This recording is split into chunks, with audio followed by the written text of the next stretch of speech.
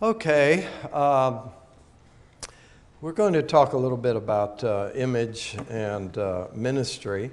I did this graph and just thinking more at that time of the missionary, kind of full-time missionary, but these are just some issues you can look at so you can kind of put them in a tent maker mold if you want to and see is anything relevant. In other words, whenever I teach, just throw out the stuff that's not relevant to you and your situation, but if something is, then catch it, record it, think about it, experiment with it if that's appropriate. But anyway, I took this thing, understanding the Christian missionary doesn't have to be an American. In these days, what is going to be descriptive on the right side could be a Singaporean, could be a Hong Kong, could be Taiwan, could be Japan, especially Korea, because Koreans are, let's go and conquer the world. I mean, you want to talk about a group of people that have zeal and spiritual base. You're talking about Koreans today. They're probably the biggest, most zealous, and just financed well. And they have money. You don't need missionaries to Korea these days. Not really, unless you go there to teach them English, because they really struggle with English. But they're mover shakers, and so they could be on the right side. Okay, so then I'm taking the Muslim priest, and most of my interaction of my teaching will be toward rural and not toward urban. I believe we need missionaries in urban settings.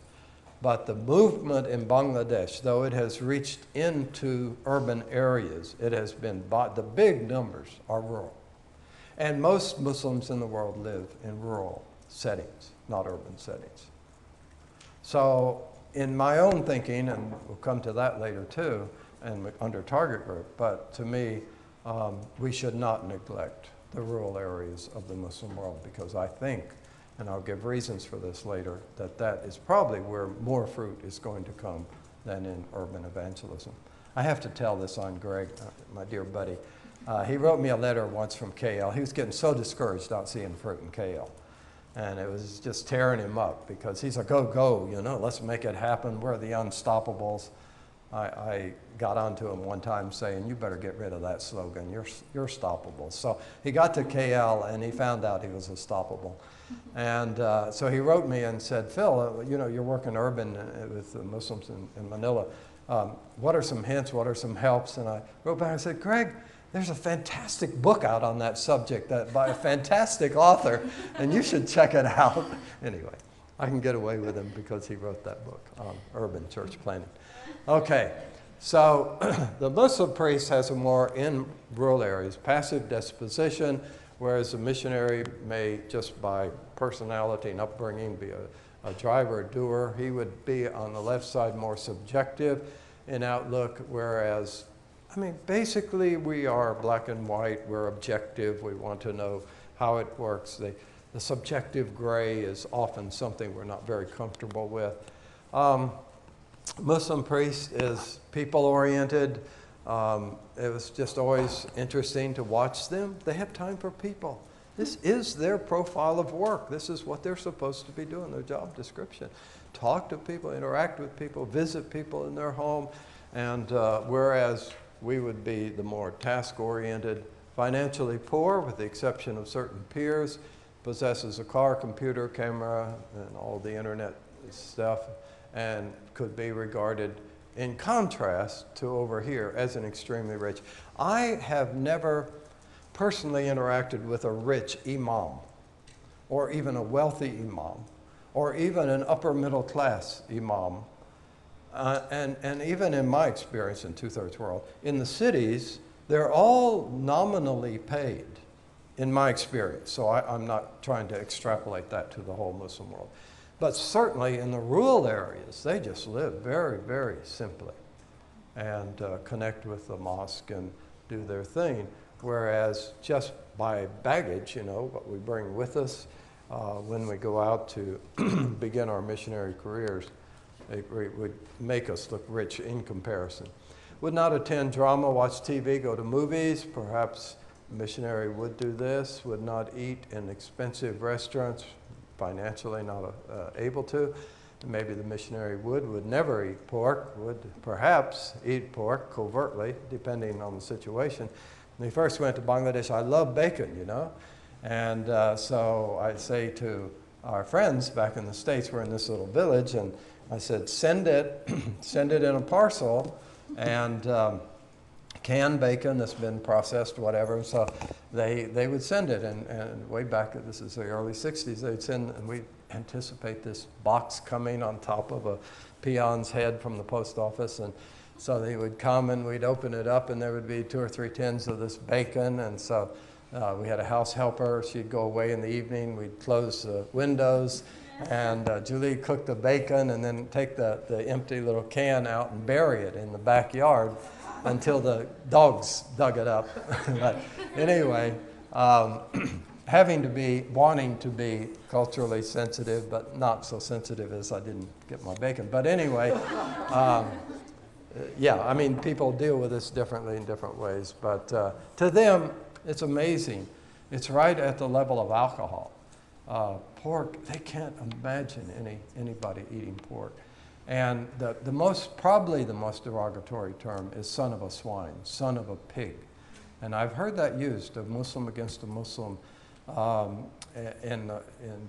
mean, that could start a fist fight or a gunfight because it's just that derogatory, son of a swine.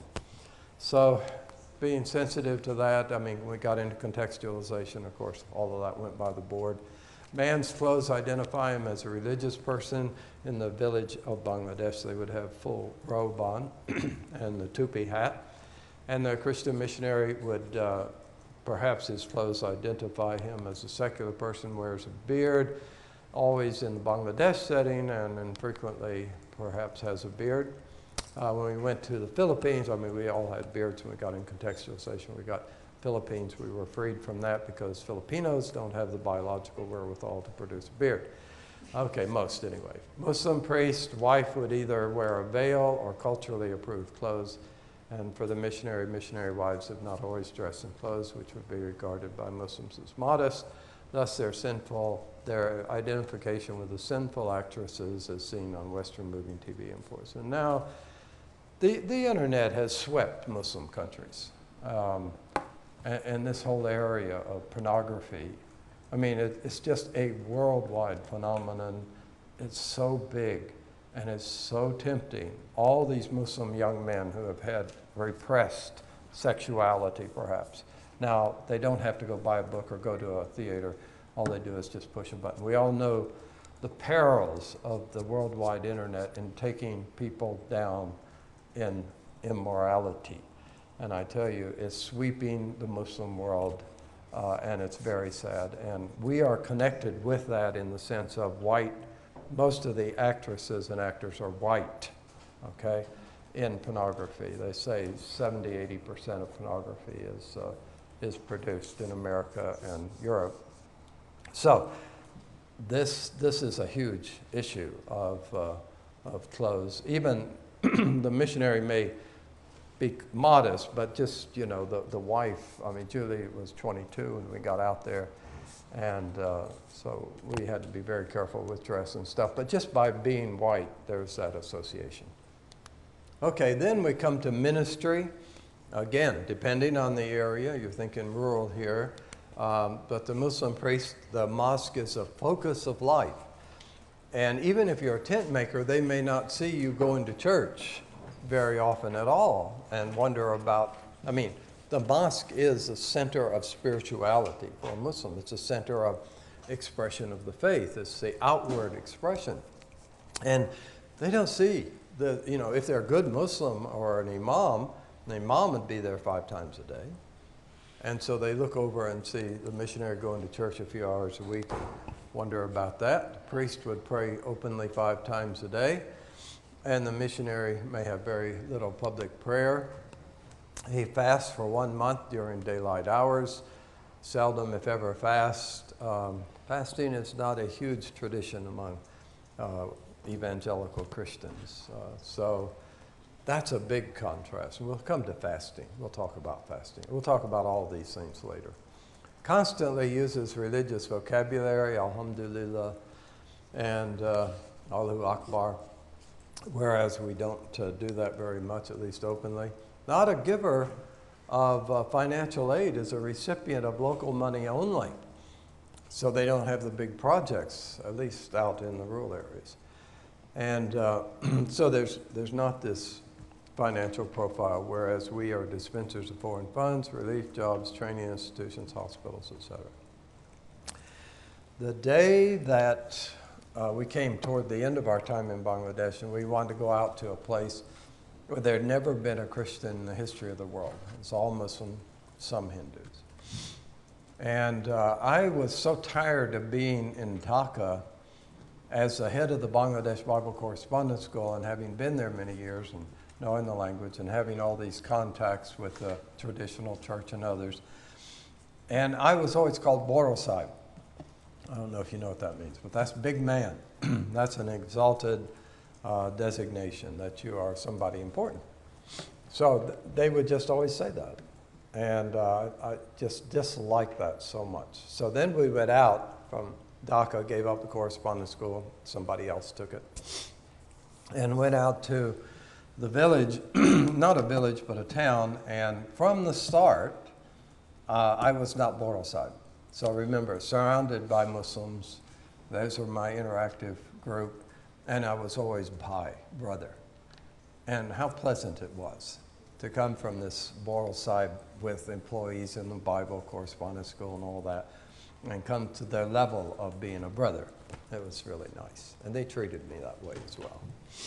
Okay? The problem there is now to be in the country, you've got to have those projects. And so Jim handles a lot of money. And if he didn't handle a lot of money, the government would say, out of here. We no longer give you visas. So you're kind of caught between a rock and a hard place. Has no employees, has employees with accompanying status, puts little emphasis on non-Quranic education, puts great emphasis on formal education, memorizes vast portions of the Quran in Arabic. Maybe, unless you're a navigator, you don't memorize a lot of the Bible, any language. Involves himself in a healing ministry by pouring consecrated water on a sick person, putting charms on the diseased, chanting the Quran, saying prayers. Now that's more into folk Islam, as you can tell. And the missionary, unless he's Cal Olson type, gives a mild prayer for the sick with little faith or conviction. People go to the missionary for medicine, not prayer. Emphasis on the scientific, not the spiritual. So as you look at all of this, your conclusion, as you look at this, is that the missionary comes out looking more like an administrator type of guy, and business orientation with just a little religiosity spread on top, in contrast to the imam who's given his full time to spiritual dynamics and working on relating to people. So it was, as we looked at this and tried to struggle with this as one part of the contextualization issue, we switched into more contextual modes. Don't be thrown off by the word contextualization. It's just a big word that simply means we look at context and we take our message and make it as appropriate as possible to the context, and make it attractive and make people want to investigate it and make people want to accept it. So that's basically contextualization.